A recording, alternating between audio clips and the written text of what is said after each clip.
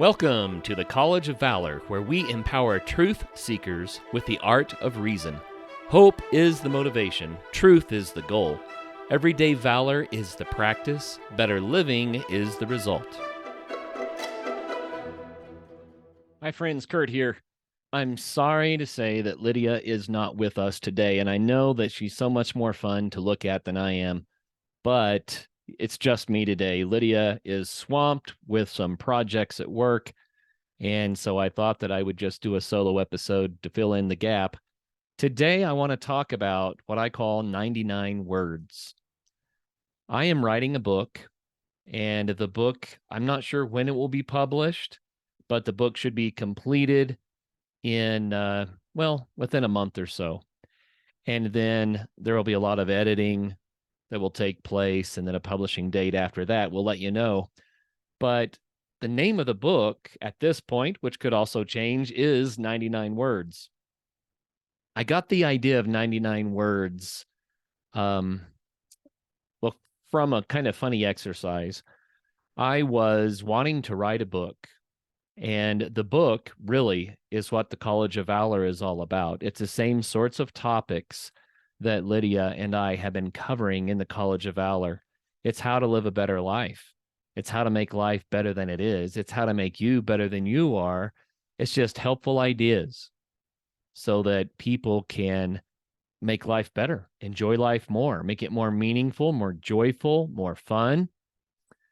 And I decided that I would come up with 10 words, 10 words that I would write 10 chapters about, and that would be the basis for the book. So I waited for a few weeks for some inspiration to hit, and one day it finally did, and I ran to a whiteboard, and I started writing down words. I was going to pick 10. So I didn't stop at 10. I wanted to get more than that and then choose 10. I had to make myself stop at 99. I was surprised when the words started flowing how many ideas there are out there that can really improve one's life. And I stopped at 99 on purpose. The reason is because I love the way it pulls toward 100. For you musicians out there, in music, when we have especially a 7 chord, it pulls toward the tonic or the 1, and everybody can hear that, whether you are a musician or not. If music stops on a 7 chord, it leaves you feeling like something is undone. It's calling out for more. And that's exactly why I wanted to stop at 99 words. 99 pulls us for more. It's just an indicator that there are a lot more words out there, ideas out there that can make life better and more rewarding. Along with the 99 words, I realized in my life that I had kind of accidentally developed a process for growth. And then I considered how the 99 words could play into that process and how this could be super effective, dynamic, and exciting for people. So here's the idea. You may have done something similar, but in my life, I often, I might go weeks or months just kind of living life. But then an idea, a word, a concept, an experience of some sort will catch my eye, and it'll be compelling at that moment in time because it relates to my heart, or it relates to my circumstances, or maybe it relates to something that I've been worried about. And when I can isolate an idea and then begin to really kind of chew on it, digest it, meditate on it, assimilate it into my life, then I learn so much. And I have found that those ideas can really help me to grow, so that challenges that I was dealing with get easier, or just so I have better habits. Maybe I learn better ways to interact with other people, or better ways to consider certain types of situations that are just healthier, more life-giving. So the idea is that we can use these 99 words to kind of compress this whole process. Instead of waiting for life to randomly toss us an idea that's applicable to our current circumstances, we can go down the list of 99 words or more words if you want to expand the list. But as we go through these words, some of them will jump out at us. So it's like a cheat sheet for inspiration.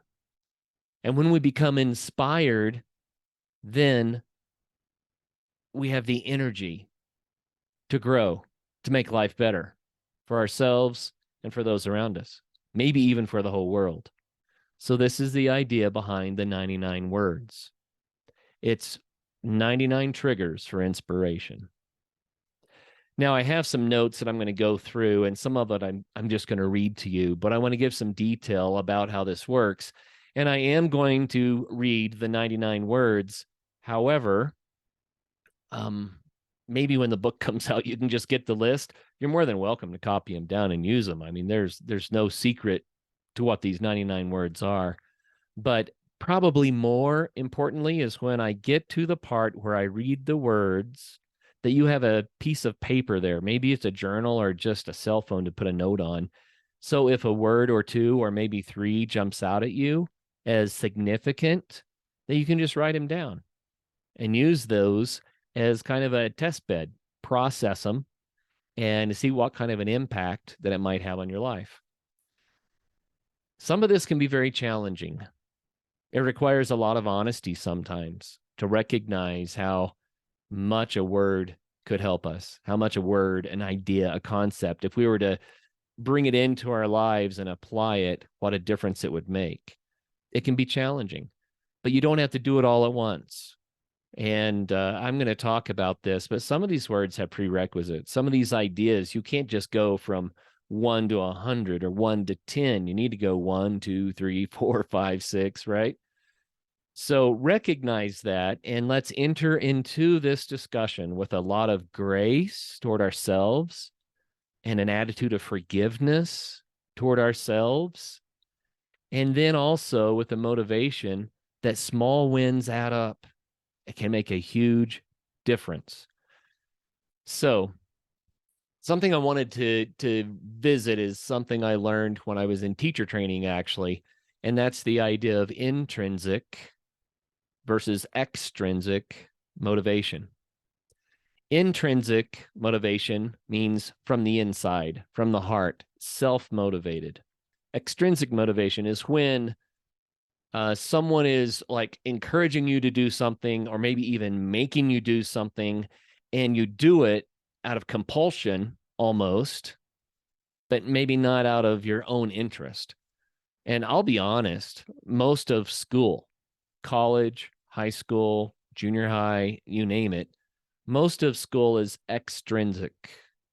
A professor, a teacher, an instructor tells us this is what you have to know for the test, right?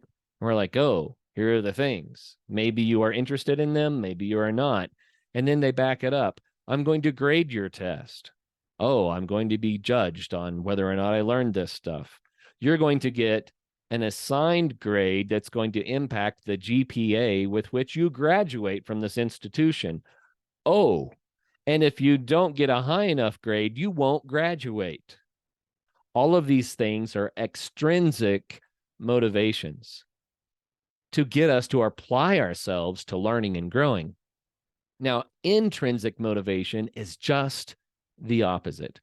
Intrinsic is when you see something and it ignites a spark. You go, that is so cool. How does that work? That's intrinsic because it applies directly to your life at that time. And in the teaching world, we call those teachable moments. When you have a teachable moment, learn to recognize it and then take advantage of it. You know, it's your own psyche, or maybe even beyond your own psyche, life, God. Someone is telling you somehow that this matters. The highlighter was in place and you're interested.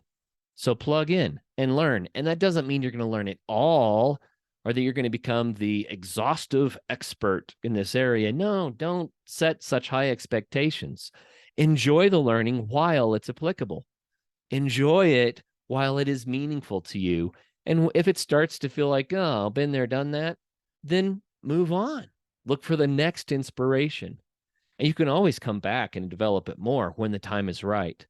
But use intrinsic motivation, teachable moments, and inspiration to really be successful at learning, at growing.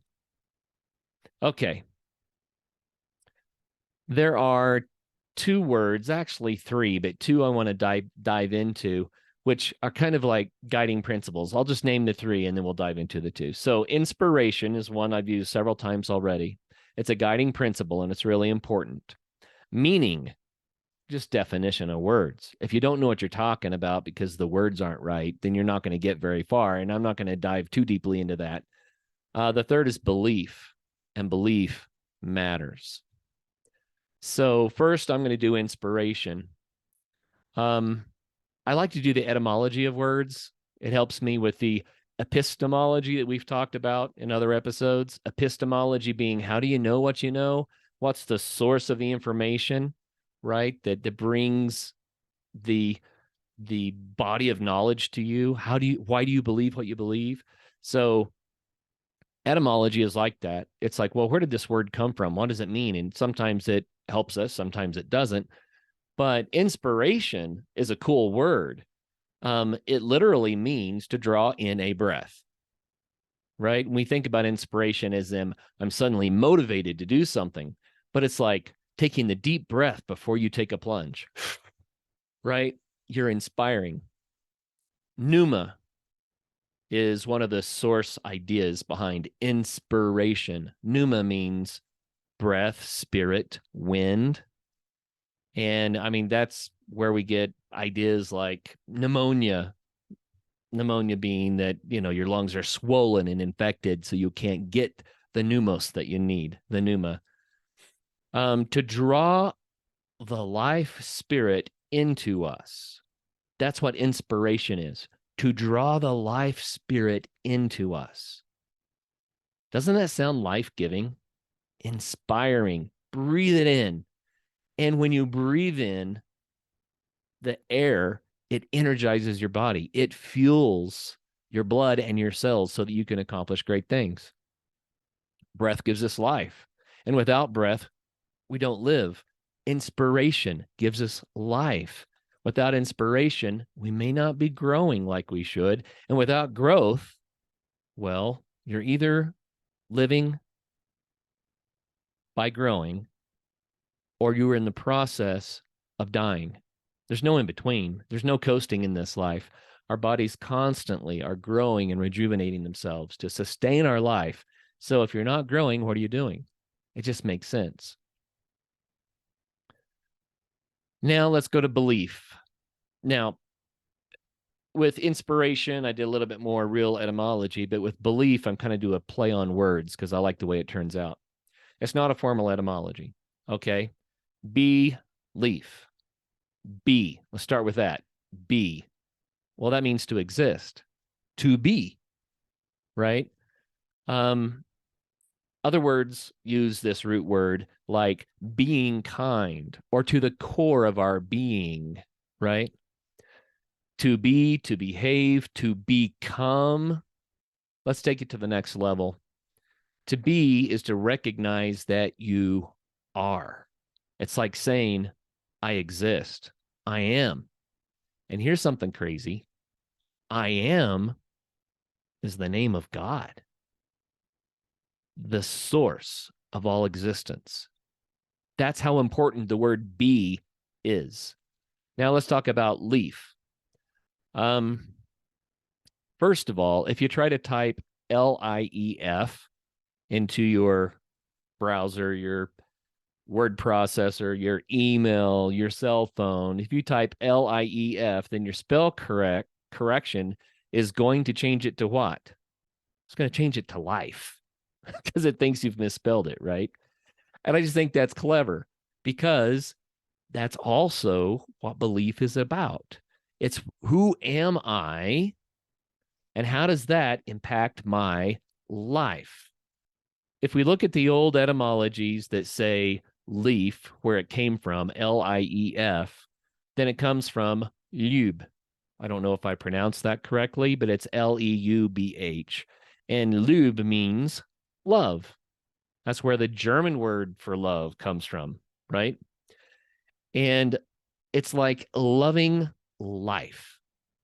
That's the idea, loving life. So the word belief, obviously, this is a very informal etymology, but it means to be from a love of life, to understand who I am from a love of life. Okay, leaving the etymology behind. I just think that's kind of fun. We have two powerful words, inspire, which means drawing life into us, and belief, which is to exist by loving life. Okay, belief does a lot more than that. Whether or not you're aware of it, you have created a belief system, a schema or a schemata that you use for all the decisions that you make. Everybody alive has to evaluate and judge and create hierarchies of importance and safety and motivation so that they can make life decisions. And sometimes the decisions are very, very simple. Like, how long do I brush my teeth this morning? Right? We don't even think about it. Whether I'm going to floss tonight or I'm just too tired. I know we should always floss, but hey, whatever, we don't, right? Those are the little decisions. Or if you're driving down the road in your car, you're making thousands of decisions per minute. Steer slightly left, brake slightly, accelerate, let off the gas, right? Signal, don't signal. Where are my eyes looking? Am I seeing everything that matters while I fly down the road at 60 or 70 miles per hour? These little micro decisions are driven by beliefs. Belief that it's important to keep the car on the road. How about that one? Belief that you don't want to get hurt. Belief that if you leave the road, bad things could happen, right? Belief that it's really bad to hit other cars. Belief that other cars won't hit us. We could go on and on and on, and we don't even think about these decisions. They're automatic, and that's the main point. When you believe something, it becomes automatic. And as you make all of these thousands and thousands of automatic decisions every day, it moves you in a direction. Back to the toothbrush example. Keeping your teeth brushed moves you through the years toward better dental health, right? Just makes sense. That's what it's about. We don't think that through every single time we brush our teeth, but that's what it's really ultimately about is, will I have a healthy mouth that can still chew and look good in 30 years, right? Belief does that. It guides our choices, and our choices guide our outcomes, and our outcomes guide our lives. Okay, back to the three words, which I call the guiding principles. Inspiration, being inspired, meaning understanding what it's really about, and then believing so that it can shape your life moving forward. That's what the 99 words are all about. And when we go through these 99 words and you select one or maybe two to focus on for a while, then that's what you do. You say, I'm inspired by this word. I understand what this really means. And by growing in this area, it changes my belief systems. It changes my behavior. Life gets better. So here's the process. And it's not complicated. I've already told you most of it. You find an inspirational idea, number one. You learn about that idea, number two. Then you want to develop a habit of thinking about and applying the idea to your life. And that's probably the most challenging part because that requires an element of change. It's where the work is done. It's where focus is required. But that's number three. Number four is to meditate on the idea. When I say meditate, I don't mean that you're going to sit there and empty your mind and breathe deeply, although it's okay to do that. Um, I mean to ponder it. Get in a quiet place. Maybe it's before you go to sleep at night, or as you wake up in the morning, or as you enjoy a cup of coffee or a quiet moment. Just close your eyes and ponder the concept. Think about it, because that makes it important. That makes our mind, our subconscious mind as well, realize that this matters. We're spending energy on it. We're focusing on it. It helps us to remember it more frequently, helps us to understand it better, and to more automatically apply what we're learning to our lives. And the last one is pretty much automatic if you've done the first four, but I have to mention it. It's called assimilate. Assimilate the idea. Assimilation means it becomes part of you, right? And once it's fully assimilated, you've succeeded at it. Then you just continue through life, and the new habit, the new approach to living and believing and decision making, right? It changes because you've assimilated something beneficial in your life. Now, before we go on to the 99 words exercise, this is really, really important. And I want to emphasize this. Very, very important that we always do this, that we engage in this journey, because it is a journey, with love and grace and forgiveness. And I already said that at the beginning. I want to say it again. It's hard sometimes when we learn about ourselves. And if we don't have a forgiving spirit, a lot of grace toward ourselves, then it's easy to give up. And if we give up, then what's the point? We haven't made any progress, right? I think sometimes it's okay to say, this is too hard right now. Yeah, this matters a lot, but I'm going to have to come back to it. And then in those times, maybe break it down to smaller steps, a little bit easier things that you can do. And then pat yourself on the back, reward yourself when you make progress, even the smallest amount of progress. I mean, it might be, oh man, I have this habit of screwing up in this way every day. And guess what? Today I didn't. Today I got through the day without doing that one thing.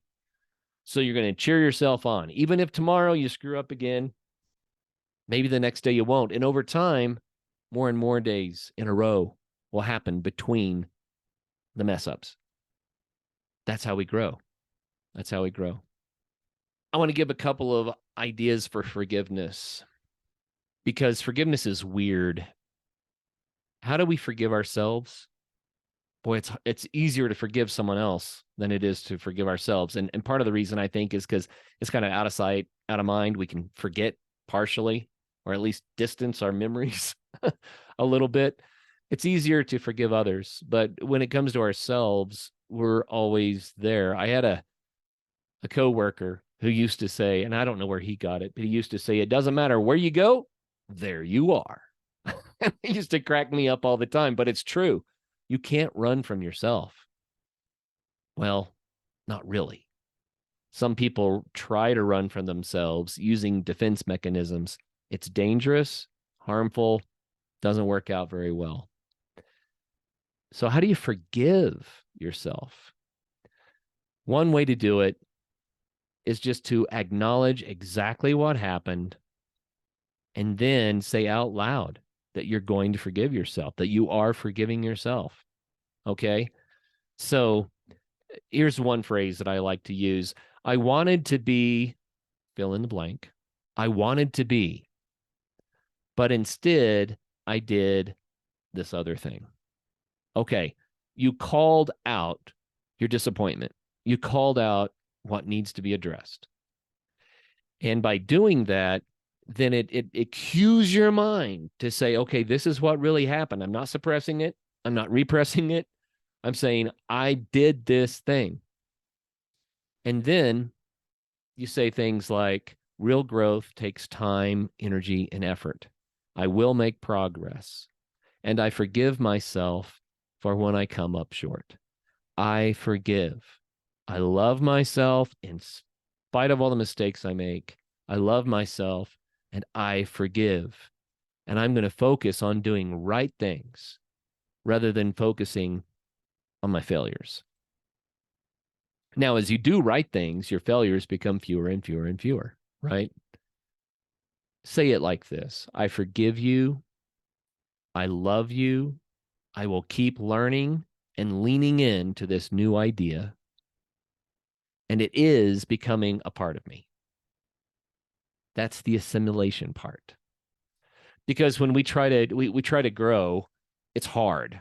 Okay, it's hard work. And growth, I mean, homeostasis is the word for things staying the same. Static, stasis, right? Things not changing. Homeo meaning the same. Homeostasis.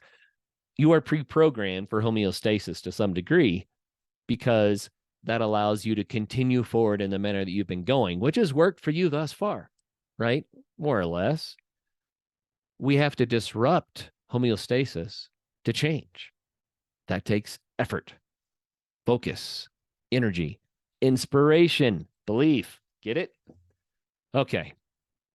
In just a moment, I'm going to read to you the 99 words. So get your piece of paper out, your pad, your cell phone, whatever you want to jot down a word or two that jumps out to you. And if you get a long list, maybe 5 or 10 words, then go through those and pick out your favorite one or two. You can't learn 10 things at once. There's no way. You're not going to learn 99. Forget it, right? But you can focus on one. Maybe you have a second one waiting in the wings. So you really have to hone in on what is really important to you, because that is the source of the inspiration, that intrinsic motivation. Okay. So get ready for that. But first, I want to talk about breakthroughs. And this is so cool. As we were raising our kids, then I was just amazed. It's human growth and development. I got to see it firsthand with my own children. You know, there would be a developmental stage that a child is in. And it's like, well, you can't be like that for the rest of your life because that'll screw you over. So as a parent, you're encouraging that growth, right? Let's eliminate that behavior. Let's build in, positively reinforce these good, healthy behaviors that'll help you. I mean, brushing your teeth is a great example, right? How do you develop a habit of brushing your teeth in your children? I mean, you have to learn to do it. Well, we sometimes would stumble upon a solution, like a key that unlocked the door. And we may, I mean, it was crazy. We might have said something 1,000 times and it really didn't make that much of an impact. And then at the right time, the right place, the right idea, boom, the extrinsic became intrinsic somehow in that child's life. And the development took place, the growth happened. And that's a breakthrough moment. Sometimes we had to try lots and lots and lots of things. And then finally, one thing would make so much difference. And this happens with diet too, especially with children. Children respond to food physically, viscerally, because of the way that their bodies are developing tolerance for foods or interest in foods, but also healthy, like brain processing and movement. It's all tied to nutrition and food. And with some of our kids, we would try all these different types of foods to try to help in an area. And then all of a sudden, when we found the right thing, boom, progress. Super cool. Breakthrough moments. I'm going to get personal for a moment and tell you a little bit about my own childhood. And the reason I'm doing this is because it was a huge breakthrough, a couple of breakthroughs for me. And by sharing it, I mean, it's personal. It's kind of hard for me to share. But by sharing these things, maybe you can relate in your own life. I grew up in a emotionally and verbally violent home.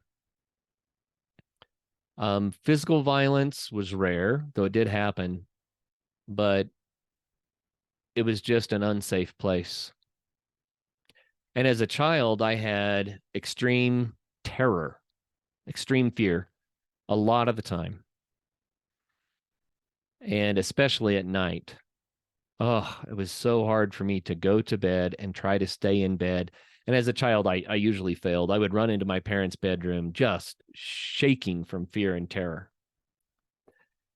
I really did not like this, obviously. It troubled me a lot. And young children have fear. So you might say, well, that's fairly normal. Yeah, okay.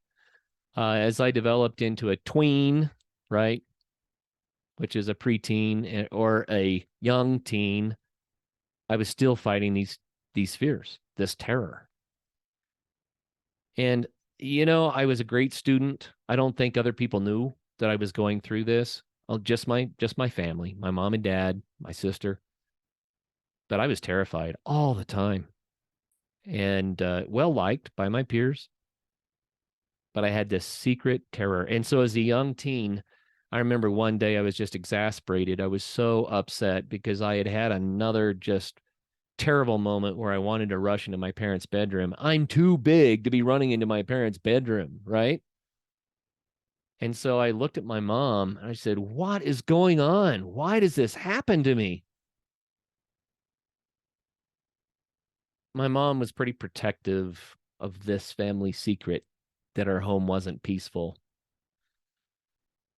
But she dropped her facade and looked at me and said, "It's because your father and I fight so much."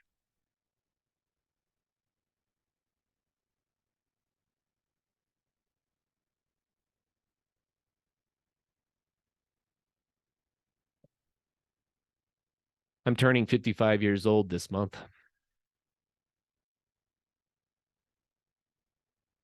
It still touches my heart.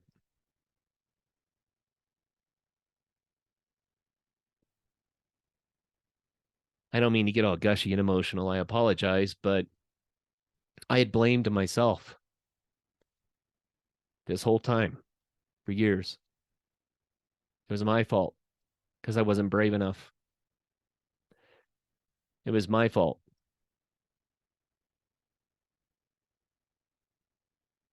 I walked out of the room and I pondered that for a long time. I don't mean hours, I mean years, days, weeks. It was a breakthrough moment. I was like, holy crap, it's not my fault. I can overcome this.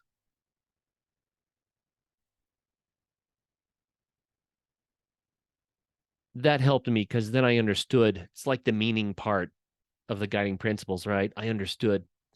It wasn't an immediate fix of the fear, right? I still had these attacks of terror. There weren't really anxiety attacks. They were terror attacks. I was just so afraid.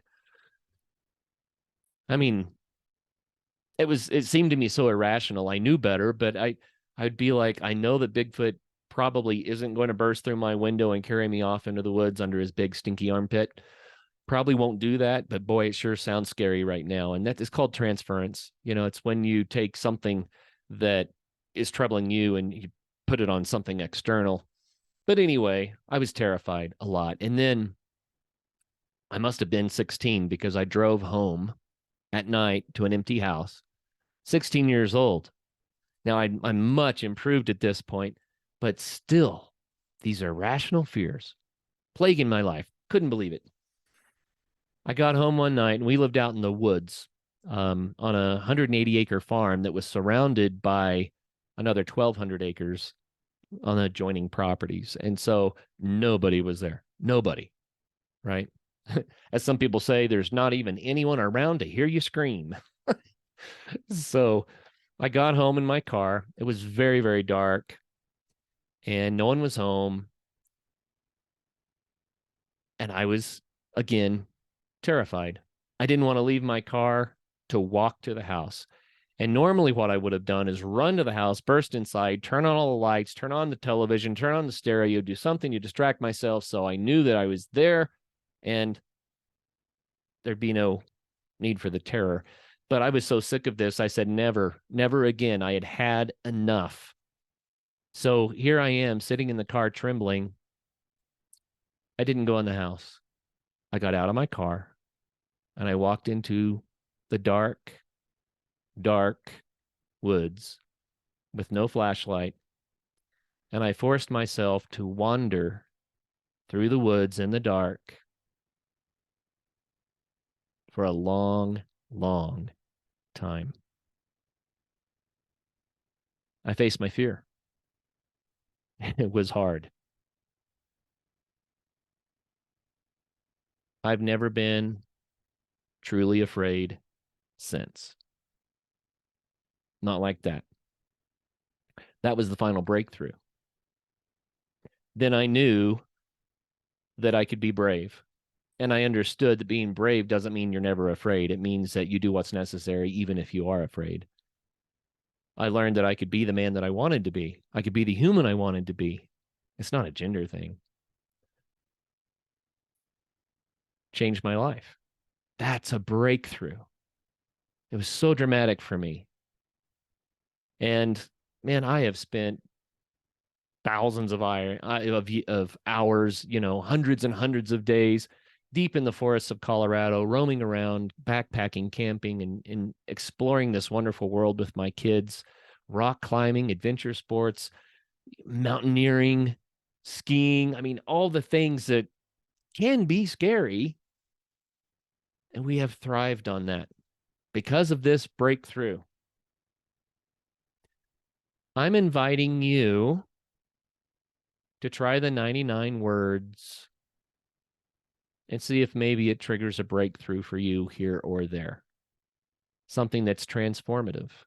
Why not? Why not? Okay, here we go. 99 words.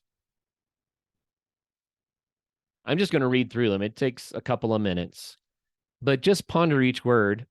And the whole idea here is to think about these words carefully, taste them, see if they resonate with something that's going on in your life or in your heart at the moment. And as I read these, there may not be enough time for all of that, but you get the concept. The first word is accountable. Are you accountable?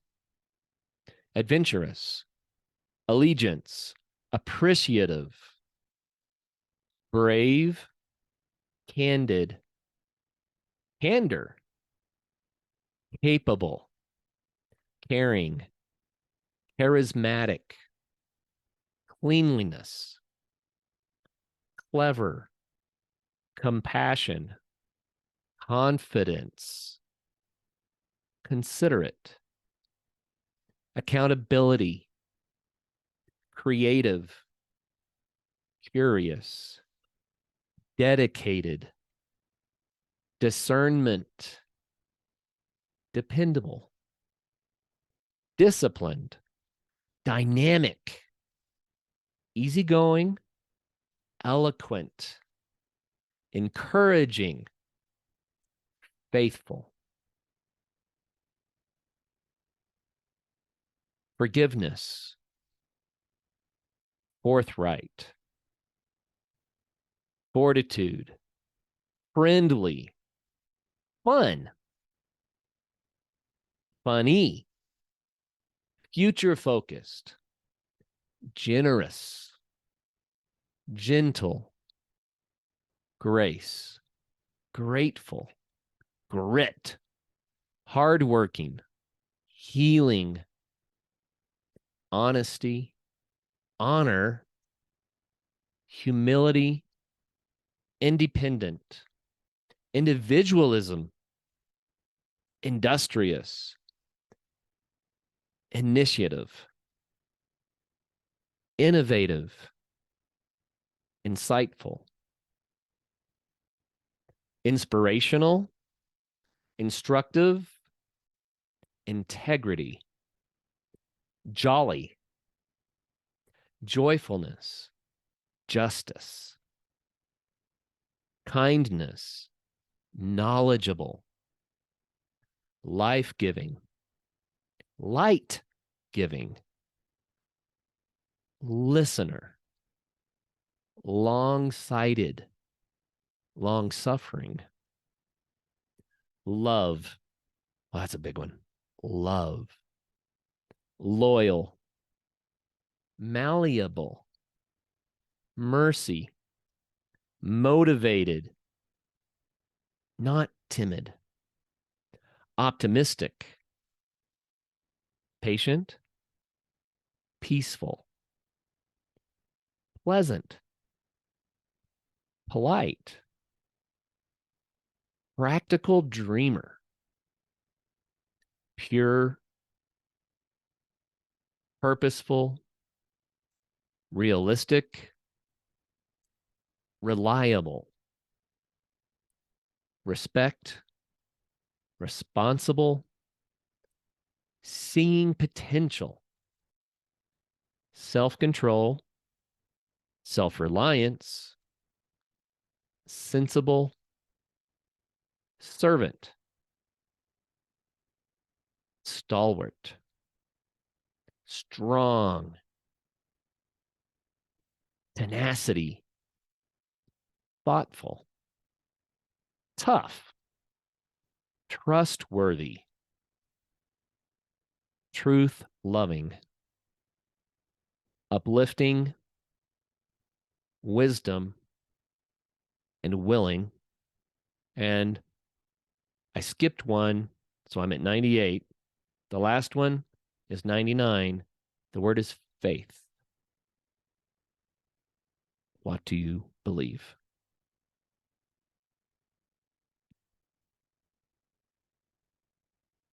I hope that some of those words jumped out, that they inspired, that you realized that's a place I want to grow. Or you may look at one of these concepts and say, I'm decent at that. I want to get better at that. It may not be that you're bad at it. It might be that it would really be great to be better at it. I mean, what about respect? I just picked one at random there. Respect. Could you show other people more respect? You know what happens when you do that? You get more respect in return. How can you be respectful toward others? Respect other people's thoughts and ideas. Respect other people's opinions. Respect them because they're human and valuable, because they're human. Respect their potential, if nothing else. Show people respect, common courtesy. And in return, they will show you respect. I mean, wow, that one word right there, I just suddenly got inspired. How can I be more respectful? Right? Man, 99 words. Remember, 99 pulls to 100 and beyond. There's so many more concepts besides these 99, but try it. Pick one and say, I'm going to focus on this one. I'm going to figure out what it really means, maybe do a little etymology. I'm going to read the definition. I'm going to ponder where it came from and how it developed and what it really means to me versus other people. And once you understand the meaning and you develop your belief around it, then you can begin to assimilate that concept into your actions and your decisions, to your thought processes. Life gets better. And then maybe it's time to go back and grab another word. Now, I want to point out, it's important to celebrate the small wins. Lydia said in the last episode something about how much of an impact it makes when you have a 1% improvement per day. If I said, well, you need to be 50% faster at something or 50% better at something, then that's overwhelming. It's like, I can't, that's 50% improvement. Are you kidding me? That's hard. But if I say 1%, okay, I can do 1%. But here's the golden thing about this, which we discussed in the previous episode. 1% per day, because of, compound percentages here, it ends up being, I should do the math, but it ends up being like 500% improvement in a year, not 365 because of the compounding effect. You end up getting 5 times better at something at 1% per day. Shoot, what if you did 1% per week? Even that would be fantastic. To see a 50% improvement, 50+% improvement in a year, that's, for a lot of growth areas, that's huge. So small improvements add up. It just takes consistency. That's why when you want to focus on your concept, you need to put it out in front of you all the time. I get a Sharpie and I write it on my bathroom mirror. That way, as I'm brushing my teeth, I see the word and I'm like, oh, yeah, that one. Thinking about that one today. Um, Sometimes I put words on a piece of paper and I stick them to my cube at work, or I would stick them to the wall at my desk, or um, you can get sticky notes and put them on the dash of your car, even wherever you go.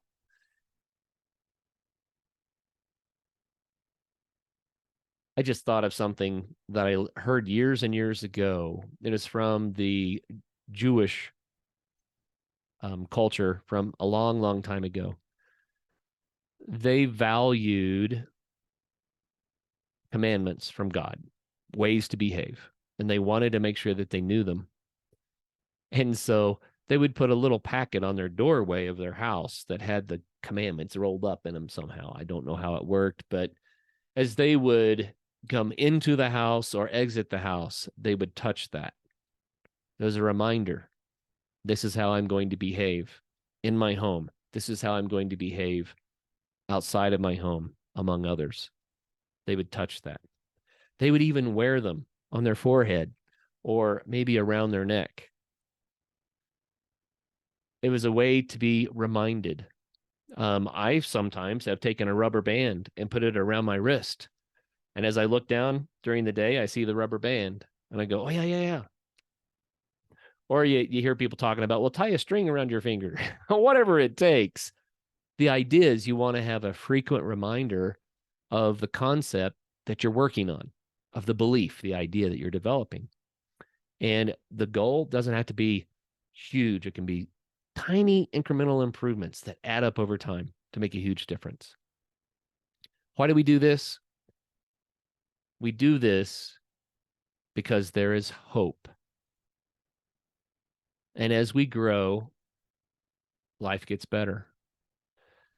I've said this many, many times. I'm going to say it again. Life can be better than it is because you can be better than you are. I'm not telling you what better is, but I think you know what you need to do. Life can be better than it is because you can be better than you are. And there is so much hope in that, a reason to persevere. So that's it. 99 words. The book's going to come out in a few months. And this is just one chapter of the book. There's a lot there that hopefully will be empowering, make it easier for people to live better lives, to enjoy life more. I mean, isn't that what this is all about? Get out there, enjoy life, make the world a better place for you, for your family, for your friends, for the people you care about, for the whole world. Make it a better place. Thanks for listening today. And as always, we love you guys. We'll see you next time.